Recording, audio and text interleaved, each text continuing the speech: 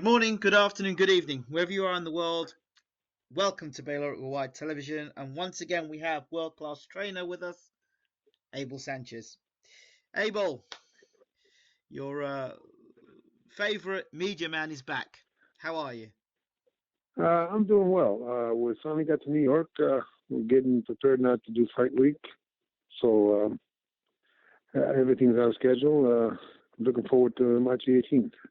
Absolutely, it is fight week. Usually we speak before when the fight's just been announced, but I thought this time I'd contact you in fight week, so everything's pretty tapered down now and you're all good to go. What's the feeling like in the camp?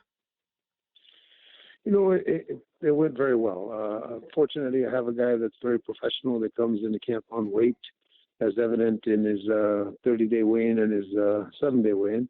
It's time to go to work when we get to camp. There's not time to lose weight. So we had a great camp. We had 4 very good sparring partners. So hopefully we're peaking at the point where we need to be to do to Jacobs what Grenada's been doing to the other 23 before him.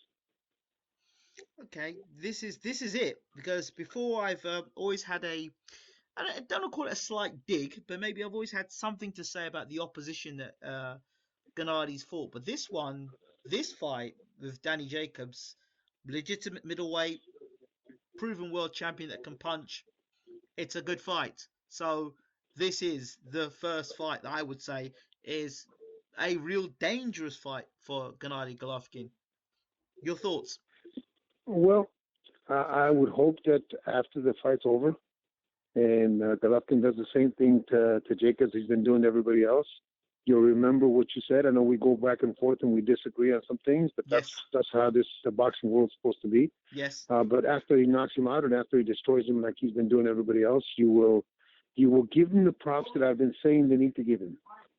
He's not getting the recognition for knockouts in a row in the middleweight division that he's faced everybody that's wanted to face him. Nobody's ever done that in any division. So I think he deserves credit alone just for dominating a division like he is. Absolutely. There's no doubt that Gennady is a puncher. There's no doubt that Gennady Golovkin has been devastating in his fights.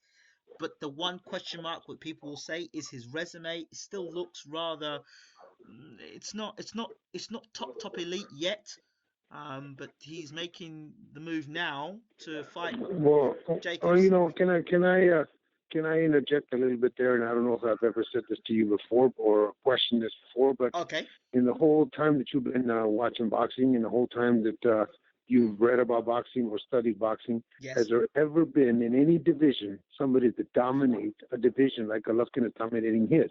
Now, I'm not talking about just winning. I'm talking about making everybody that they put in front of them look like they don't belong in the same ring with them. Now, you can say, well, it's a weak division. You mean to tell me in the whole history of boxing there's never been a weak division where somebody could do that? But, okay, we can go through it, but it goes, we can go through the times where Tyson was knocking people out left, right, and center. No, Tyson only had 9 defenses. In the 10th defense, he got knocked out by, I'm talking about a championship level. I'm not talking about before they were champions. I'm talking about a championship level. He only had 9 defenses. And in the 10th defense, he got knocked out by Buster Douglas. And of the 9 defenses, 2 of them were decisions against Tyrell Biggs and Bone Crusher Smith. So he wasn't dominating the division like Golovkin is. We have no decisions against everybody. Okay, that's true, and of course I try and stay in this situation with you, Abel. I do like Golovkin, but I will go back and say I know the defense he's made, but this fight here, there's no doubt. Nobody can come back and say, well, you know, he wasn't in the right weight category, or, you know, Jacobs is not a big puncher, or Jacobs, you know, he was beaten in his last fight. Jacobs comes in with a good record. He's come back and he's got a nice unbeaten record going, a nice string of knockout wins. So this fight, there can be no excuses. Do you know what I mean? In terms of fight fans saying, oh, well, Golovkin hasn't fought the best. That can't be said. In this fight, that can't be said. So if anything, I'm actually saying yes. The fight with Jacobs now. This is the fight. There's no. Okay, well, For I me, hope. yeah, I know you may, but I hope that the other scribes and the other people that seem to know everything about this game and about every fighter realize what this kid is accomplishing. You may write that, but I'm looking for recognition from the writers that are naysayers, the writers that are looking for this kid to stumble. This young man has done everything asked of him, and he's done it with not only knockout power but some boxing skills. He tried to give you a show in the last fight.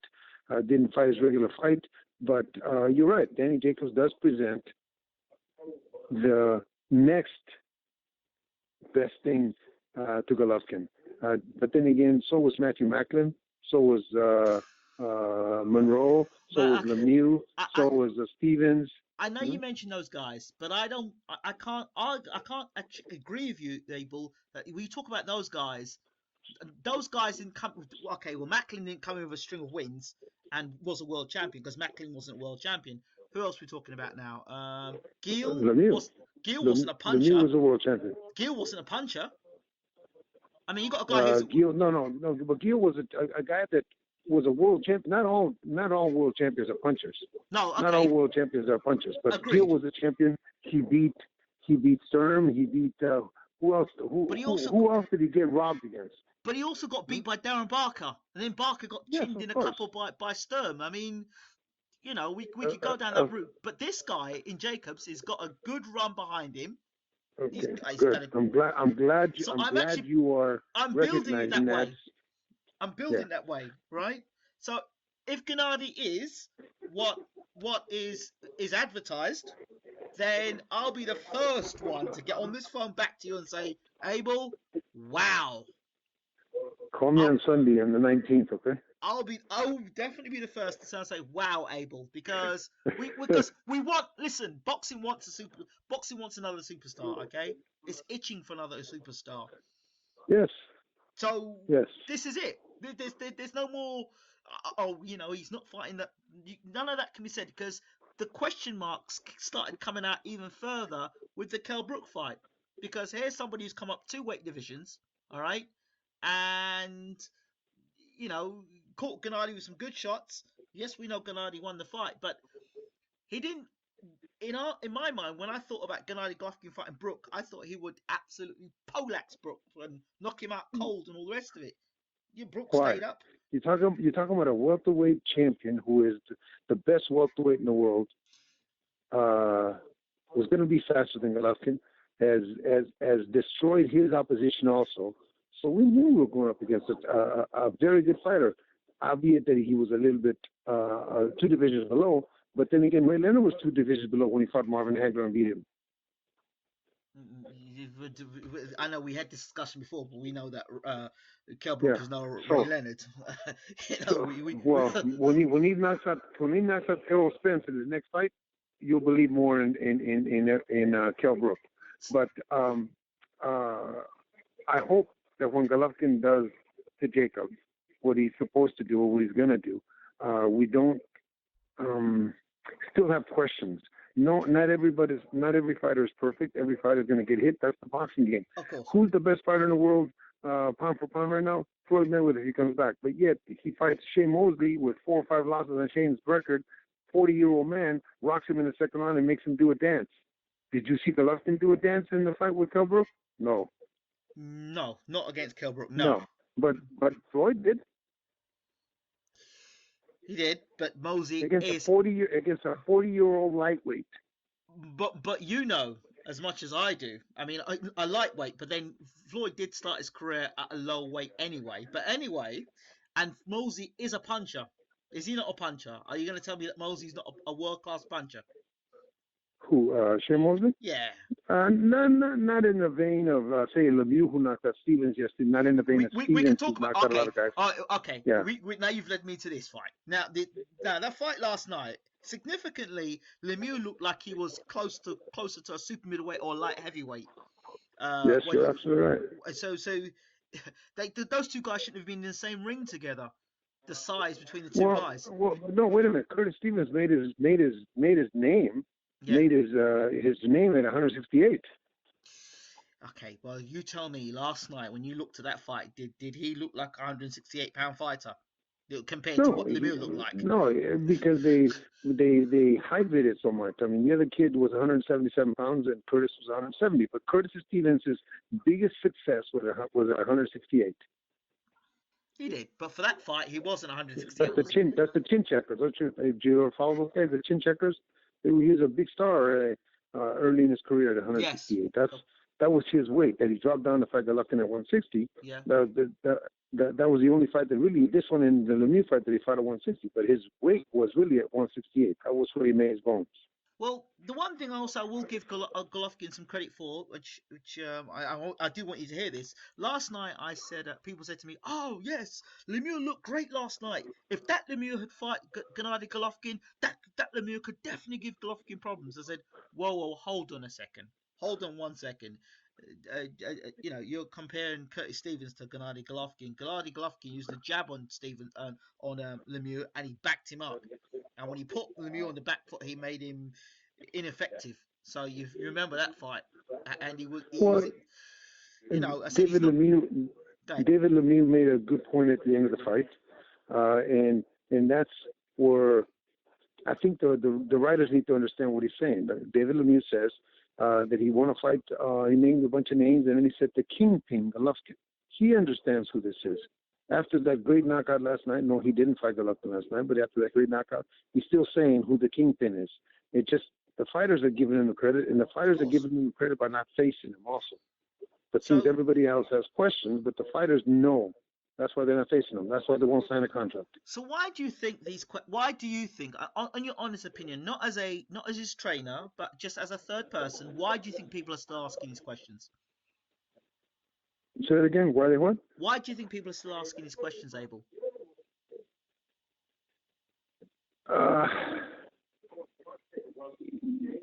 I think that you have to look at the resume. I think that you have to look at the resume not in a way that you're criticizing or people are criticizing the people that he's fought.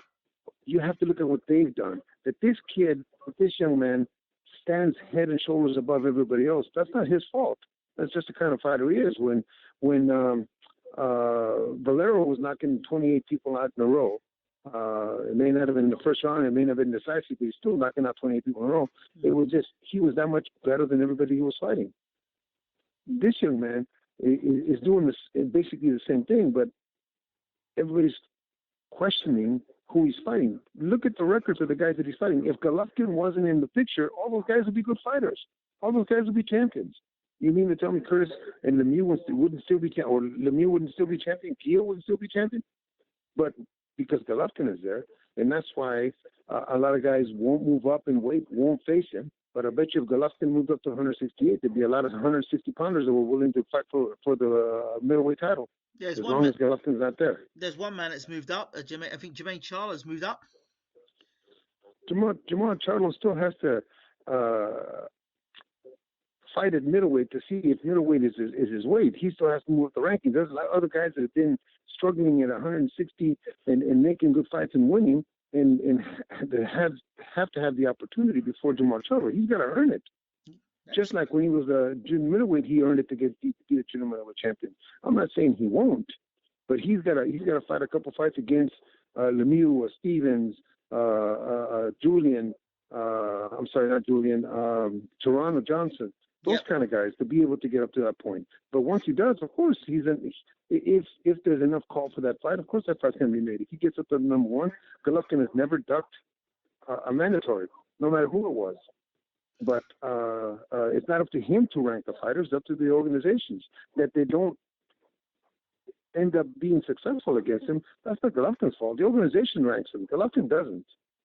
So if Jamal Charlo gets to the point where he gets ranked in the number one spot and he gets a mandatory, then of course Golovkin's going to fight him. He's not going to duck him. He's going to knock him out the same way he's been knocking everybody else out. That fight is not really, I don't think it's on the horizons just yet. What about the fight that people are saying after Jacobs, Billy Joe Saunders? They're saying that fight's already going to happen in Kazakhstan after this fight. Is that paper talk or is that real? I think that's paper talk. I think that's somebody's wishful thinking. But now it could be my wishful thinking because that would be the fourth title, and that's what this young man's looking for. That's what this young man's looking for is for that those four belts. Once he wins those four belts, then we can talk about all the other guys that refuse to get in the ring with him. If they don't get in the ring, when he's 30, he'll be 35 years old by the time we get into the next training camp. So if the 60 pounders ain't going to be brave enough to get in the ring or are going to want, just like Jacobs, the U.S. Mint to fight him, it's going to be impossible. So now he moves up to the next weight. If he captures those four belts, then there's more of a possibility of him doing something different at a different weight. But for right now, if that fight gets made, that is the belt that's missing. I hope it's not just paper talk. I think it is, but I hope it's not. Because I heard that he had met with Gennadi's team, and he was in Kazakhstan, and they might fight next in Kazakhstan, and that's what a lot of the How, thought was. But how long has he been saying that? How long has Billy Joe Saunders been talking about fighting Golovkin for, just like Chris Eubanks, for a year and a half? Between you and me, I hope that fight gets made because again, that's the fourth belt. Then that pressure of being not equal, but being named in the same breath with the great Bernard Hopkins as the undisputed champ or the undefeated champ of all the belts in that weight division. That's really the goal for Golovkin because he has so much respect for what Bernard accomplished. okay, what do you make of the story, or what Mayweather recently had to say about Golovkin and Canelo? He said, "Oh well, Canelo would knock Golovkin out if they fought." What are your thoughts on that? Why do you think Mayweather said that? A long time ago, you and I talked about Chris Eubank, about there's a lot of different ways to turn down a fight or not take a fight. Yep. There's a lot of different ways. And I told you about what Chris Eubank was doing, what he would do, and exactly what he did. Floyd Mayweather just keeps talking. Canelo just keeps talking. But you know what? They don't come to the table and sign a contract. Sign a contract that's going to be able to be agreed to. So that the fight can happen. That's the fight that people want. But the more you talk now. He's talking about, now he's begging Conor McGregor to fight him. He's begging an amateur boxer to fight him. Because Conor McGregor is an amateur boxer. He's not a pro boxer. He's a kickboxer. He's an MMA guy. He's never fought as a boxer. So he's an amateur. So all that talk that he's saying is Golovkin is to be the truthful, Golovkin is a thorn in the side that keeps Mayweather from being relevant. They don't talk about Mayweather, they talk about Golovkin. They don't talk about Mayweather because he's retired, because he's not fighting. They talk about Golovkin. Or they talk about Golovkin fighting Canelo. How many questions did Canelo get at the press conference when he had on that tour about Golovkin? The majority of them. So people are concerned, or people are wondering why these guys are just talking and not facing a guy like Golovkin. In order to prove what he's saying, and maybe he's right, but in order to prove what he's saying, it's time to fight. So September was the mooted date for Golovkin Canelo. Do you think you're any closer to that? Right now we have Jacobs in front of us, and he's got Chavez in front of him. Both of us have tough fights. I think the Chavez fight is not an easy fight for him. He may win it. He should win it. And the Jacobs fight, is, in your view, is the toughest fight that we've had to date. So Absolutely. We both have tough fights. Once our fight is over, hopefully Tom and Oscar and Eric can get together and come to an agreement, because his fight's 2 months away. So hopefully they can come to an agreement and it can happen on Independence Day, because I think the Mexican fans will love that. And I think we'll get a great response from it, just like Mayweather always fought on those dates. Yeah, that'd be great. And finally, I'm going to talk about Jacobs and his team with Chris Algieri, and it seems to have the star-studded team together the A team to prepare for Golovkin. When you look at all what's going on there and what Danny Jacobs has done, he seems a very hungry man, a man that is going to do anything possible to win against Golovkin. What's your reaction to it? Because you must have seen it on the 24/7 stuff. How do you react to it all?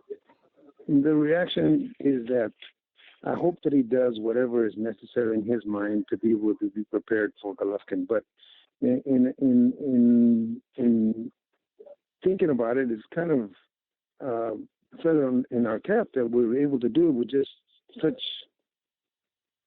how can I put it, basic training methods and old habits in the gym, and if we're successful on the 18th, it just goes to show you that a star-studded team and all the nutritionists in the world and two great minds in the ring, because I think Andre and Virgil are great boxing minds, and two great boxing minds couldn't beat a basic, old-fashioned, hard-working young man in the gym with old-fashioned methods. Do you think that's a sign of desperation from Jacobs, or is that the sign of a guy that's really coming to do damage?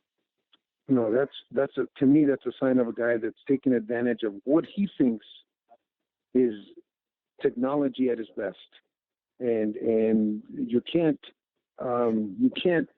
look at Virgil's record and say this is not the guy that I want in my corner, because Virgil's had a great record, and Andre has been extremely successful in his end of it over there in his gym. So to combine those two great minds, he's trying to give himself the best opportunity. Now, if that doesn't work, that doesn't mean that they were bad. It just means that this young man, Golovkin, is, like I said a little while ago, head and shoulders above everybody else. Just the way that he trains, just the way that he does things. Virgil and Andre will have success with other fighters, but just not against Golovkin.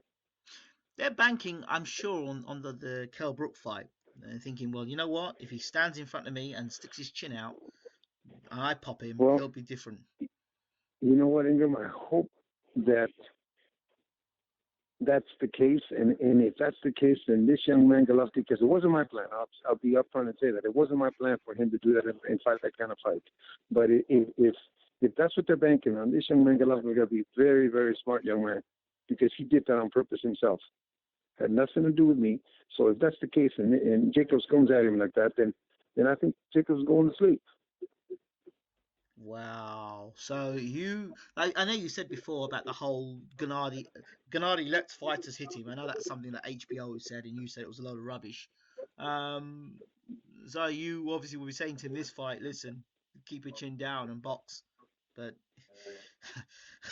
you said... I think that if he gets to the point where he doesn't have no respect for the punching power, not for the man, because the man has been very honorable. The man's had a great career. The man has had a fight with death. So it's not the man, it's the punching power. If he doesn't respect the punching power and allows Danny to get into a fight with him and allows Danny to make it a fight so the fans here at the Garden and the full house will get the treat that they came for, then that just goes to show you what Golovkin is. You know, he's head, like I said again, he's head and shoulders above every other fighter in the world today. I can't say any more than that, Abel. I really, really hope that this is the fight that that Gennady gets the chance to actually showcase his talents on the platform, which is against Jacobs, and people can say, finally, this guy is the real deal. He's now beaten not a blown-up middleweight, a bona fide middleweight who can punch, who's got boxing abilities, who was a former world champion, it came back and became a world champion again, and was on a good run. So there's no excuses. He's had the best camp, he's had the best sparring, he's had the great fitness training, he's had all Algerian for his nutrition. No excuses. No excuses. And like I said, Sunday morning, I'll be the first to ring and say, congratulations. Okay, well, let me finish by saying, let's not punish this young man for being too good. No, absolutely not. We want a superstar. We want the superstar. Yeah. We want the real McCoy. You know what I mean? Right. And right. This is would you not admit this is a coming out fight for Gennady at the Garden? No. You would. No. Every fight is just as important as the last fight. He didn't win against Macklin, or he didn't win against Stevens. He didn't win against Lemieux. We wouldn't be talking right now. So every fight is just as important. Every fight is just a coming out fight. I think that the fight that the public is demanding, it's not the word demanding. This fight was made with Jacobs because he was the mandatory, because he was the, what would you call it, the WBA regular champion. This is not the fight that the public demanded. The fight that the public's demanding is, that would be the coming out fight, I would say, because that would prove to the world what a superstar this young man is. This Jacobs fight was an organization that had another champion and forced the fight on us. That's why it went to a first split out. But that's okay. That we'll take care of this one, and the fight that will be coming out, like I said, would be that fight that the public is clamoring for. And of course, you're Gennadi's trainer. Do you have any concerns about Jacobs, or was it just we're Of going to course, take him out? of course, he's got great power. But in order to unleash that power, he's going to have to open himself up. And when he does, that's when he's going to get caught. In order for him to unleash that power, he's going to have to throw punches. And when he throws punches, and Golovkin being the kind of fighter that he is, the smart fighter that he is, will catch him in between. So it's not his size, it's his power. He's got a great right hand. I really am looking forward to this fight, Abel. I really am. And once again, we thank you so much for your honesty, your upfrontness. And is there any message you have to the world or to the media? Yeah, I'd like to thank not only the media, but the fans that have been supporters of this game, not just of Golovkin, but of this boxing game. And hopefully they tune in on the 18th and we'll give them, between both Jacobs and Golovkin, the kind of fight that they deserve, because they've been those fans that have never gone away.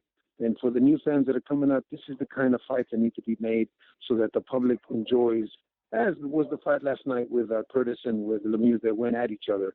These are the kind of fights that the public needs to see, and we're going to put on a fight, a dramatic fight, so that the public gets treated. Fantastic stuff, Abel. Thank you once again for talking to BWTM. Thank you for your time and your honesty. Ingram, thank you very much. Have a great night. I'll talk to you on Sunday. Yeah, sounds good. See you soon. All right. Bye. Cheers.